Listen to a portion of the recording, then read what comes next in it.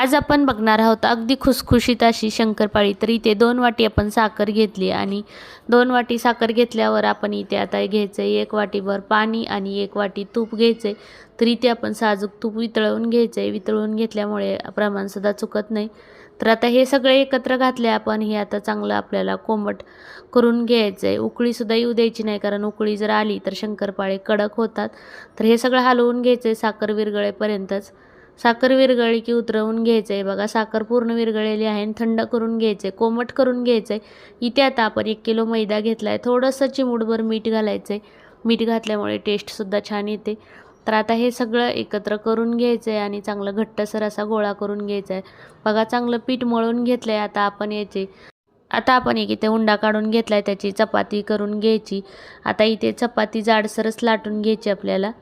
तर बघा छान पीठ तयार झालं आहे, अगदी मऊसूद असं। तर चपाती इथे जास्त पातळही नाही आणि जास्त जाडही नाही ठेवलेली। आता इथे आपण सुरीने शंकरपाळ्या कट करून घेतोय। चांगले आता शंकरपाळ्या आपण कट करून घ्यायच्यात सगळ्या। तेलसुद्धा दुसरीकडे गरम करत ठेवले।